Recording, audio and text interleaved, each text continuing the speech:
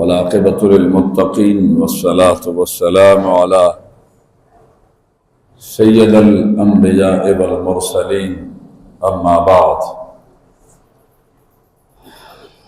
أعوذ بالله من الشيطان الرجيم بسم الله الرحمن الرحيم إن بطش ربك لشديد صدق الله مولانا العظيم درود پاک پڑھیے اللہم صلی علی سیدنا محمد وعلی آل سیدنا و مولانا محمد مبارک ادب ذی وقار رب ذوالجلال کا لاکھ لاکھ شکر ہے جس کی توفیق سے اس وقت میں اور آپ اللہ کے گھر میں جمع ہیں۔ رب ذوالجلال میری اور آپ سب کی حاضری کو شرف قبولیت نصیب فرمائے۔ بالکل ابھی صحیح ہے ماشاءاللہ۔ رب ذوالجلال میری اور آپ سب کی حاضری کو شرف قبولیت نصیب فرمائے۔ میں نے آپ کی خدمت میں اللہ کے کلام کا کچھ حصہ تلاوت کیا۔ اللہ کریم فرماتا ہے کہ ان بطش ربک لشدید، اللہ کی جو گرفت ہے وہ بہت بڑی سخت گرفت ہے۔ اللہ کی جو پکڑ ہے، گرفت ہے، وہ بہت سخت گرفت ہوتی ہے۔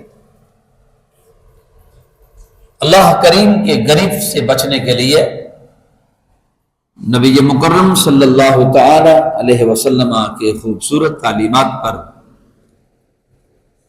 اگر انسان عمل کرتا ہے تو اس کی دنیا بھی سنور جاتی ہے، اس کی آخرت بھی سنور جاتی ہے۔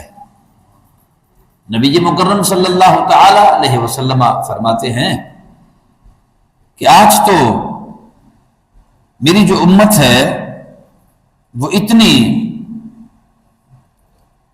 زیادتیوں پہ اتر آتی ہے کہ ہمارے راہوں میں وہ کانٹے بھی بچھاتے ہیں، میری دوست مبارک پر یہ اجڑیاں بھی پھینکتے ہیں۔ مگر ایک وقت میری امت پہ ایسا آنے والا ہے کہ ظلم و ستم کا جو دور ہے یہ ختم ہونے والا ہے، یہ اندھیری رات روشنی میں بدل جائے گی۔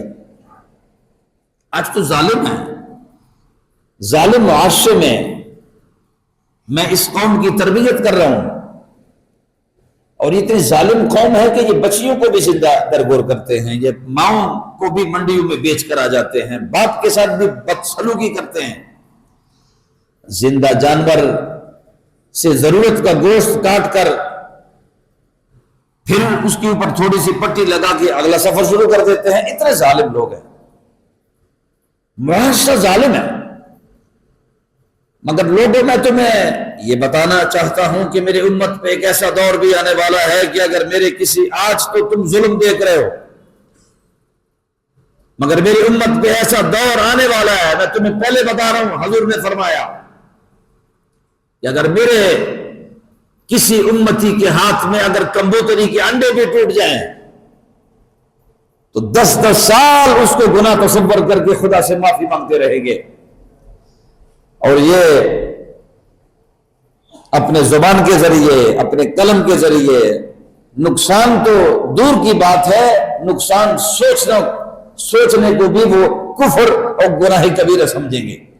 ایک ایسا سکون اور ایسا خوبصورت دور میری امت پہ آنے والا ہے، مگر پھر ایک دور ایسا بھی آنے والا ہے کہ یہ قوم پھر بکھر جائے گی، اور میری جو قوم ہے یہ اخلاق کے پرلے درجے پہ چلے جائیں گے، اخلاق کی چادر ان سے چھینی جائے گی، حیا کا دور ختم ہو جائے گا، بیٹا باپ کا حیا نہیں کرے گا، بیٹی ماں کا حیا نہیں کرے گی، بیویاں خامن کی تعظیم نہیں کرے گی، اور خامن بیویوں کو لونڈیوں کی طرح رکھیں گے، ایک اس طریقے سے ان کو رکھیں گے جس طرح ایک غلام ہوتا ہے، اس کو بیوی کا حق نہیں دیں گے۔ نبی کریم فرماتے ہیں کہ میری امت پہ ایک ایسا دور آنے والا ہے کہ لوگ دوستوں کو زیادہ سکون دیں گے، ماں باپ کو سکون نہیں دیں گے، دوستوں کو سکون دیں گے، دوستوں کے ساتھ بیٹھیں گے، دوستوں کو زیادہ راحت دیں گے، مگر ماں باپ کے ساتھ نہیں بیٹھیں گے۔ ایسا دور آنے والا ہے میرے امت پہ، بڑا خطرناک قسم کا دور آنے والا ہے، اور یہ وہی دور چل رہا ہے آج جس دور میں میں اور آپ جی رہے ہیں۔ آج وہی دور ہے جس میں نبی کریم صلی اللہ تعالی علیہ وسلم کا فرمان مبارک ہے کہ بیٹیوں کو بوجھ سمجھا جائے گا، بیٹیوں کو بوجھ سمجھا جائے گا، اور انتقامی کارروائی کرے گا ہر شخص، درگزر کا مادہ ختم ہو جائے گا، ہر شخص انتقام کی آگ میں جلتا رہے گا، اور حسد انتقام پر حسد میں بدل جاتا ہے۔ وہ حسد اتنا بڑھ جاتا ہے کبھی کبھی کہ بندہ اپنے سگے بھائی کے ساتھ بھی حسد کرتا ہے، سگے خونی رشتوں کے ساتھ بھی اس دور میں لگ جاتا ہے کہ میں کسی نہ کسی طریقے سے اس سے آگے نکل جاؤں، دولت میں، دولت کے حرص میں، عہدے کے لالچ میں۔ اور نبی کریم صلی اللہ تعالی علیہ وسلم کا ایک اور فرمان سماعت کرے، حضور فرماتے ہیں کہ چھوٹے چھوٹے باتوں پر لوگوں کے دل کو توڑا جائے گا، چھوٹی چھوٹی باتوں پہ، چھوٹے چھوٹے باتوں کا انتقام لیا جائے گا، جرم اتنا نہیں ہوگا جتنی سزا دیں گے اس کو۔ یہ حضور نے فرمایا ہے۔ کیا ہمارے معاشرے میں آپ یہ تماشے روزانہ دیکھتے نہیں ہیں؟ ہر شخص کا تعلق اللہ کے ساتھ، اس کے رسول کے ساتھ، دین کے ساتھ کمزور پڑتا چلا جائے گا، کمزور پڑ جائے گا، خونی رشتے کمزور پڑ جائیں گے، جو دور کے رشتے ہوں گے ان کو زیادہ ترجیح دی جائے گی، اور دولت کو معیار سمجھا جائے گا، دولت کو، پیسے کو معیار سمجھا جائے گا۔ نبی پاک صلی اللہ تعالی علیہ وسلم فرماتے ہیں کہ لوگ حسد کی آگ میں جلیں گے، اور وہ حسد اتنا بڑھ جائے گا کہ اس حسد کی آگ میں نے پہلے گزارش کی ہے کہ وہ خونی رشتے کو بھی معاف نہیں کریں گے، اور حضور نے فرمایا کہ حسد اتنا بڑا مرض ہے، حضور نے فرمایا الحسد یأکل الحسنات کما تأکل النار الحطب، کہ حسد ایک ایسا مرض ہے، حسد ایک ایسی بیماری ہے جس کو لگ جائے اس کی نیکیاں اس طرح جلدی ختم ہو جاتی ہے جیسے خشک لکڑیاں آگ پہ رکھ کر وہ ایک ڈیر بن جاتا ہے۔ حضور نے فرمایا حسد سے بچو۔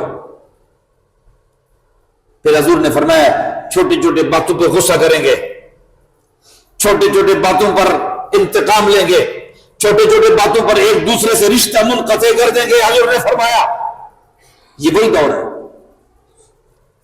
چھوٹے چھوٹے باتوں پر آپ لڑائی دیکھیں گے، چھوٹے چھوٹے باتوں پر، یہاں تک کہ اگر کسی نے سلام میں پہل نہ کیا، دل میں، اگر بندہ اپنی سوچ میں جا رہا ہے نا کوئی نہ کوئی، اگر آپ نے کسی کو سلام نہ کیا تو وہ اپنے دل میں انتقام رکھتے ہیں، ہم تو سلام اسی کو کرتے ہیں بس جو ہمیں کرتا ہے۔ میری بات سمجھتے نہیں آپ؟ ہم سلام اس کو کرتے ہیں جو ہمیں سلام کرتا ہے، جو ہمیں سلام نہیں کرتا ہم بھی کسی کو سلام نہیں کرتے۔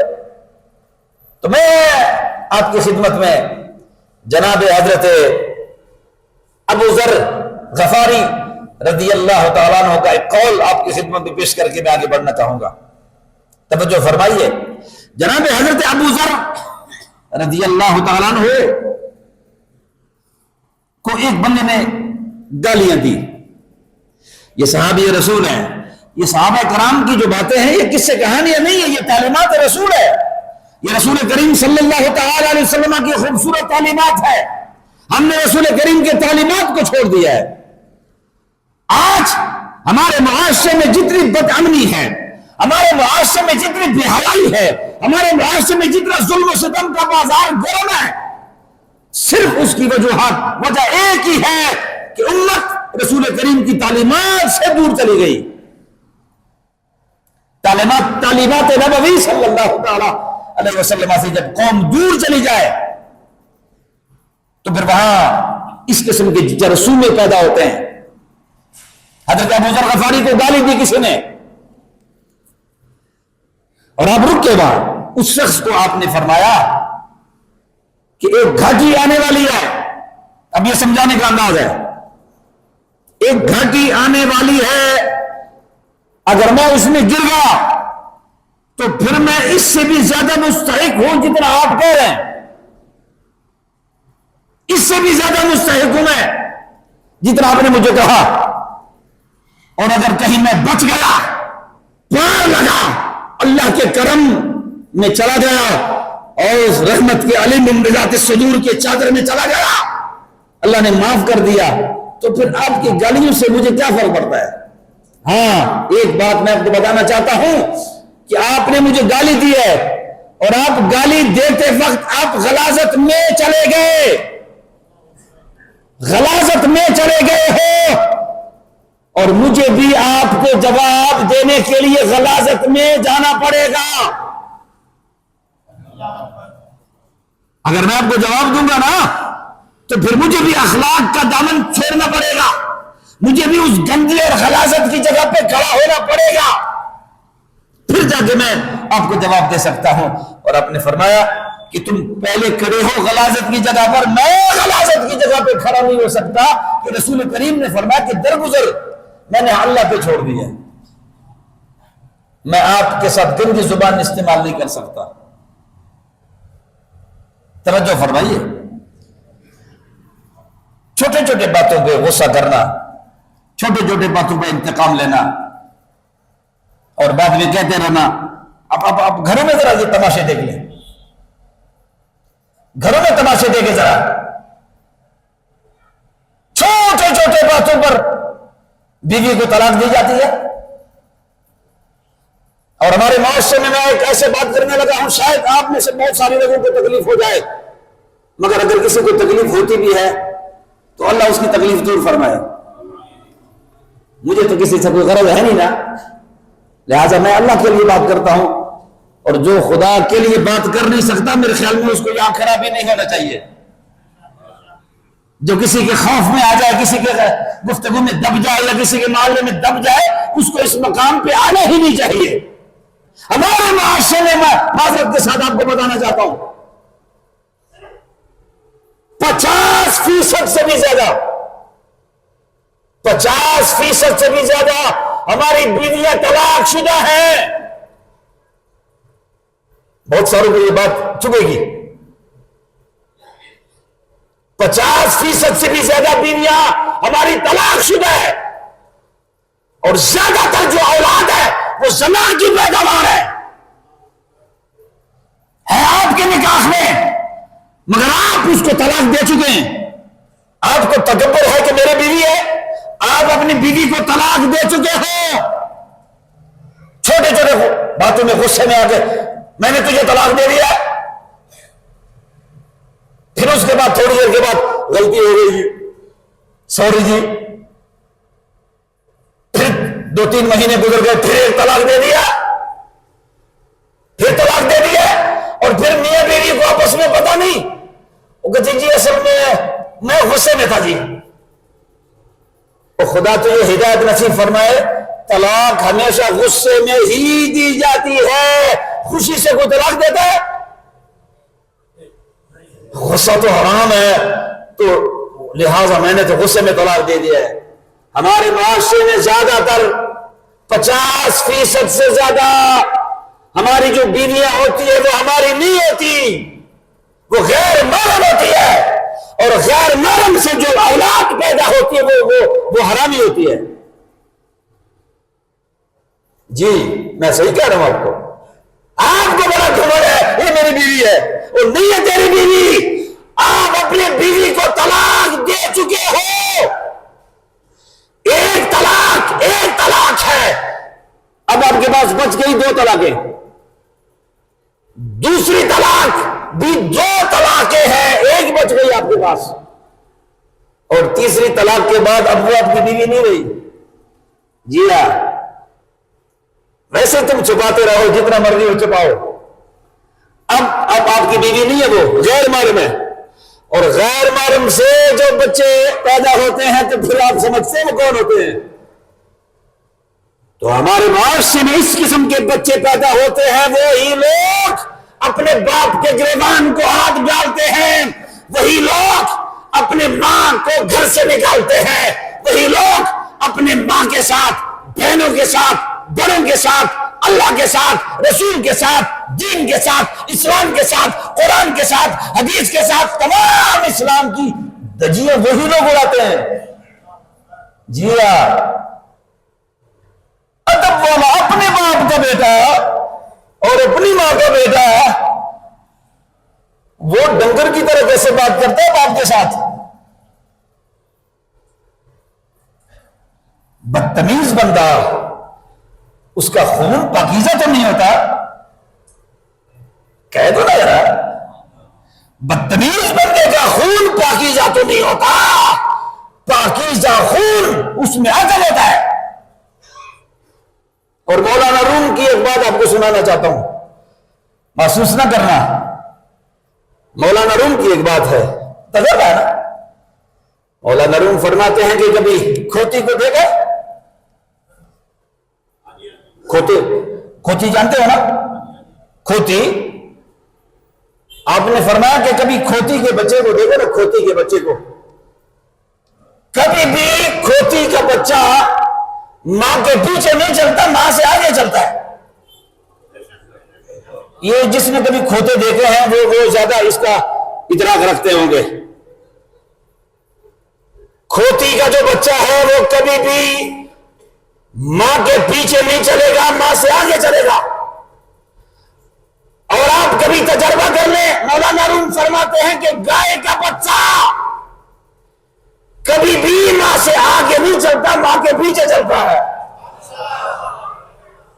گائے کا بچہ کبھی ماں سے آگے نہیں چلتا۔ تو جانور، جس جانور کا گوشت تیرے میرے لیے حلال ہے، اس جانور میں اتنا عدل ہے کہ وہ ماں سے آگے نہیں جاتا۔ تو جو بیٹا اور بیٹی ماں کے ساتھ بدتمیزی کرے، باپ کے ساتھ بدتمیزی کرے، تو پھر وہ نطفہ حرام ہو سکتا ہے، یا نطفے کی صورت میں یا رزق حرام کی صورت میں۔ جی، حرام رزق جس میں غریبوں کا حق ہو، مسکینوں کا حق ہو، بھائیوں کا حق ہو، بیٹیوں کا حق ہو، رشتہ داروں کا حق ہو، سگے بھائیوں کا حق ہو، یہ آنکھ جب آپ اپنے پیٹ میں ڈالو گے نا تو سب سے بدتمیز آپ کا بیٹا ہوگا، سب سے بدتمیز آپ کی بیٹی ہوگی، اس لیے کہ وہ ہے تو لطف حلال، حلال بیٹا ہے آپ کا، حلال بیٹی ہے آپ کی، مگر ساتھ رزق جو آپ نے حرام کھلا دیا اس کو، تو اب اس نے حرکات بھی وہی کرنے ہیں جو نہ خدا سے برداشت نہ اس کے رسول سے برداشت۔ حضرات، تھوڑے کو گزارا کرو، حلال روزی کھاؤ، تھوڑے رزق میں سکون ہے، روزی تھوڑی کھاؤ پر حلال روزی کھاؤ۔ حرام رزق کھانے والا بندہ، خدا کی قسم ہے، عبادت میں لذت نہیں آتی اس کو۔ اگر آپ سے کوئی سوال کر لے کہ تلاوت کرتا ہوں لذت نہیں آتی، تلاوت کرتا ہوں لذت نہیں آتی، نماز پڑھتا ہوں یکسوئی نہیں بنتی، عبادت کرتا ہوں یکسوئی نہیں بنتی، عبادت کرتا ہوں ریاضت ہے، بندگی ہے، سارا کچھ کرتا ہوں روحانیت نہیں بنتی، پیٹ میں حرام رزق موجود ہے۔ قرآن پڑھا جائے کہ لو انزلنا هذا القرآن على جبل لرأيته خاشعا متصدعا من خشية الله، جب قرآن پڑھا جائے تو پہاڑ ریزہ ریزہ ہو جاتے ہیں۔ تو مومن اگر قرآن سنتا ہے اس میں دونوں چیزیں ہیں، اگر اس کا دل نہیں لرزتا وہ مومن نہیں ہوتا، اور وہ واپس پلٹنے کا راستہ نہیں اختیار کرتا، وہ دو چیزوں کا شکار ہوگا، یا نطفہ حرام ہے یا اس کے پیٹ میں حرام کا لقمہ ہے، دونوں چیزوں میں سے ایک ضرور ہے۔ اگر عبادت سے لذت حاصل کرتے ہو. حضور نے فرمایا کہ جس کے پیٹ میں حرام رزق موجود ہو اس کے لیے اللہ کی مسجدیں ایسی ہوتی ہے جیسے کسی پرندے کو پنجرے میں بند کیا جائے, اور جس کے پیٹ میں حلال رزق موجود ہو حضور نے فرمایا کہ وہ مسجد میں اس طرح خوش ہوتا ہے جیسے بلبل پھولوں کے ساتھ خوش ہوتی ہے. یہی تو سکون کی جگہ ہے. مگر ہمارے سارے کام لالچ والے ہیں. ابھی ہم دعا کریں گے نا 70-100 چیزیں خدا کو بتائیں گے, اللہ یہ بھی کر دے, یہ بھی کر دے, یہ بھی کر دے. اللہ سے تو مانگنا چاہیے, اور کوئی ڈر نہیں, اللہ سے ہی مانگنا چاہیے. مگر اللہ کریم فرماتا ہے کہ جب تم میرے احکامات کے مطابق زندگی گزارو گے تو تمہیں وہ کچھ بھی دوں گا جو تم نے مانگا نہیں ہوگا. لالچ کے لیے تو مولا علی شیر خدا فرماتے ہیں آپ خانہ کعبے کا طواف کرتے ہیں اور طواف کعبہ کرتے کرتے آپ رک گئے, آسمان کی طرف دیکھ کے عرض کی یا اللہ میں تیرے خوف کی وجہ سے بندگی نہیں کر رہا اور دوزخ کے خوف سے بندگی نہیں کر رہا اور جنت کے لالچ میں بھی بندگی نہیں کر رہا, تیری بندگی اس لیے کرتا ہوں کہ میں تجھے سجدے کا لائق سمجھتا ہوں. تو سجدے کا لائق ہے, دوزخ کے ڈر سے میں بندگی نہیں کر رہا اور جنت کے لالچ میں بھی نہیں کر رہا, میں اپنا فرض ادا کر رہا ہوں. ہرن میں سے ایک نسل ہے ہرن, اس کے پیٹ میں کستوری ہوتی ہے. ہر ہرن کے پیٹ میں کستوری نہیں ہے. ایک ہرن ایسی ہے کہ جس میں کستوری ہے, پیٹ کے اندر کستوری ہوتی ہے. اب آپ کو میں بتانا چاہتا ہوں یہ کستوری ہرن کے پیٹ میں آئی کیسے ہے.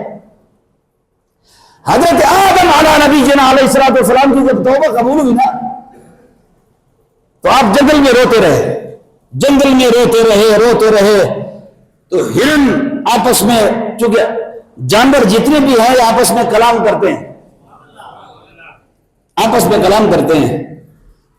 تو حضرت آدم علیہ نبی جنا علیہ الصلوۃ والسلام چونکہ روتے رہے اور ساتھ جانور بھی ان کو دیکھ کے روتے تھے, تو جب توبہ قبول ہوئی نا حضرت آدم علیہ نبی جنا علیہ الصلوۃ والسلام کی جب توبہ قبول ہو گئی نا تو تمام جانور بڑے خوش تھے کہ حضرت آدم علیہ نبی جنا علیہ الصلوۃ والسلام کی توبہ قبول ہو گئی.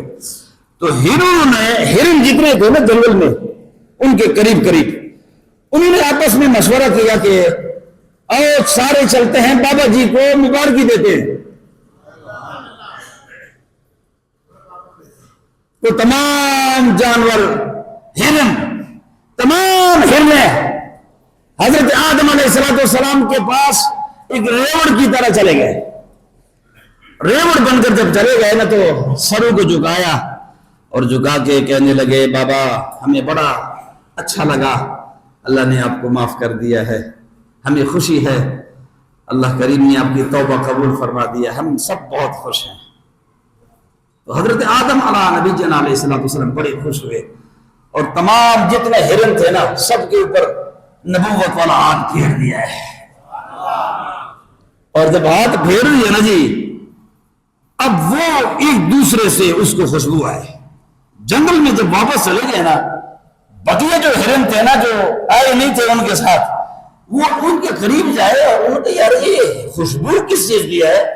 انہوں نے کہا ہمیں بھی نہیں پتا, مگر حضرت آدم علیہ الصلوۃ والسلام کا ہاتھ جس ہرن کے بدن پہ لگ گیا ہے ہر ایک سے خوشبو آ رہی ہے. انہوں نے کہا اچھا یہ تو پھر اندر کی بات اور ہے, پھر تو ہم بھی چلتے ہیں. انہوں نے پھر آپس میں اکٹھے ہو گئے, جو بقیہ جانور تھے اس میں ہرن جتنے بھی ہرن تھے وہ سارے اکٹھے ہو گئے. ایک ریوڑ اور چلا گیا اور وہ ریوڑ حضرت آدم علیہ الصلوۃ والسلام کے پاس جب گیا نا جی انہوں نے بھی اسی طرح کہا جی بابا ہمیں بڑی خوشی ہے, اللہ نے آپ کو معاف کر دیا ہے, ہم بڑے خوش ہیں, بڑے راضی ہیں, تو مہربانی کرو نا ذرا یہ ذرا برکت والا ہاتھ ہمارے اوپر بھی پھیر دو نا جی. تو حضرت آدم علیہ السلام نے فرمایا کوئی بات نہیں، اللہ کو جزا دے، سب کے اوپر ہاتھ پھیر دیا ہے. واپس جب آئے تو کسی ہرن سے خوشبو نہ آئے.